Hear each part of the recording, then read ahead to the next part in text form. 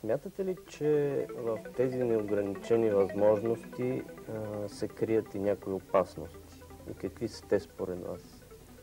Според мен за опасност може да се говори, но не напълно, защото създаването на едно изображение чрез компютърна обработка е до голяма степен въпрос на интелигентност и на обща култура, и на визуална култура. И естествено, ако в създаването на това компютърно изображение се получи напълно нелогичен краен продукт, като липса на вътрешна логика, естествено е, че тогава може да се говори за опасност.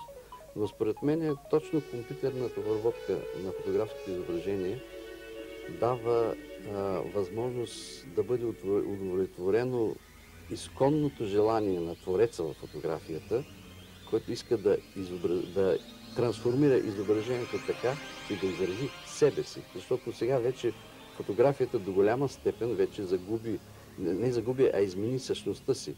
Фотографията вече изразява чувства, мисли, форма, родени в съзнанието на автора.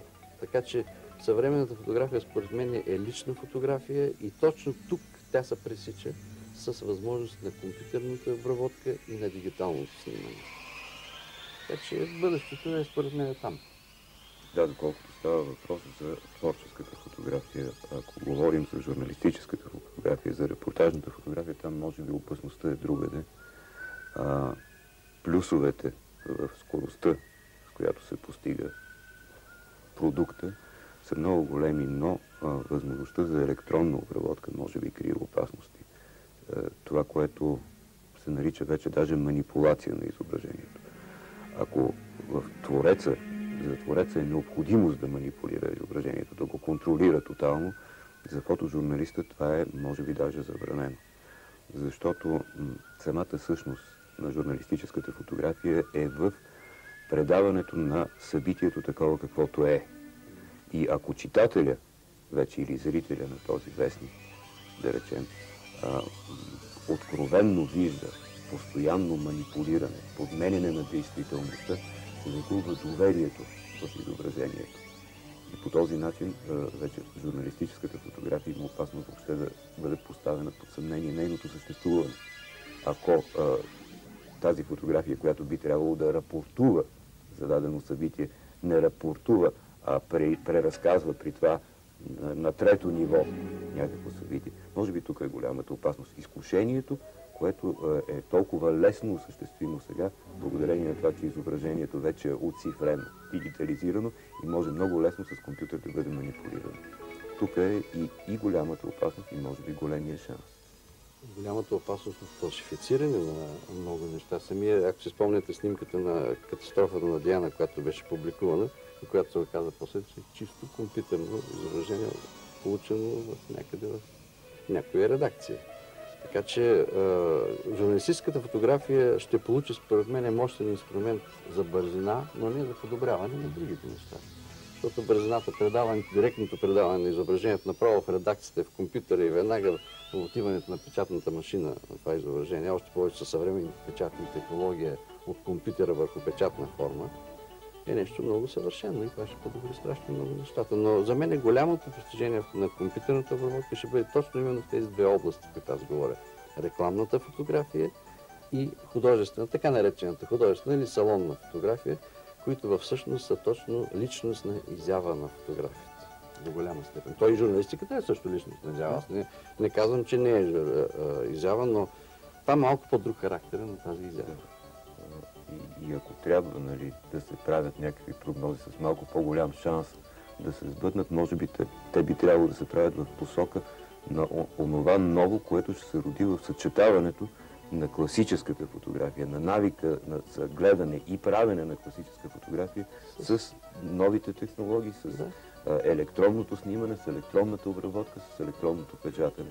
Тук някъде в тази нова зона би трябвало да се роди новото качество, защото в момента все още тази медия, ако можем да я наричаме така, електронната фотография, тя още напипва собствената си същност.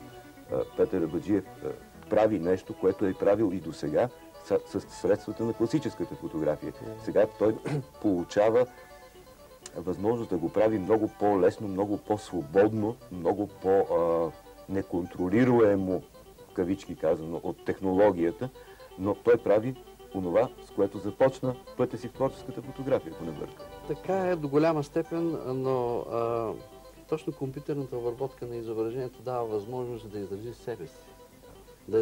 Аз, например, сега работя върху един цикъл върху Виена. Това е моята Виена, моят поглед върху Виена, така както аз се чувствам, както я обичам. Така че това не е точно снимката на паметника на Штраус, а това е за мен моето отношение към цялата неща, към всичките неща. Тоест, това е точно личностното отношение към... И тук според мен започва момента, където фотографията се превръща в изкуство, когато трансформира реалността през погледа на този, който снима. Може би съм краен в някои от схващанията си, но аз мисля така, че изкуството фотография, т.е.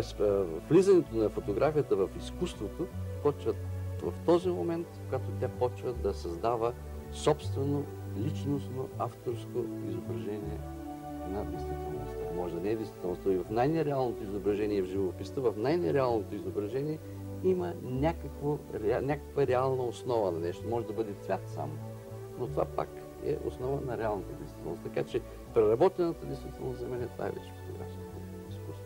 За това, което говоря аз, не за репортажа. Да, и понеже говорим предимно за изкуство и за репортажна фотография, нека не забравяме, че дигиталната фотография има още едно място, в което живее. Това е любителската фотография, където също с много така силни темпове навлиза дигитализираното изображение, защото е много удобно да не търсиш филм, да не търсиш проявяване, просто с един доста простичък и доста вече ефтин електронен фотоапарат, да снимаш и като се прибереш вкъщи, билото на телевизора, билото на компютъра, да видиш изображенията, да направиш електронния си семейен албум и ако искаш вече да го разпечаташ отново в вид на снимки, защото пък може би това е другото. Копието, хартиеното копие, което човек носи в джоба си, снимката на семейството и онзи албум, който традиционно съществува, той няма да се бъде. Да, в никакъв случай. Това е историята на рода. По-скоро, разбира се, по-скоро, може би крайната снимка, която ще е залепена в този албум, няма да бъде едно фотографско копие, ще бъде копие от някакъв много съвършен принтер. Но снимката като снимка, навика за гледане на снимки няма да се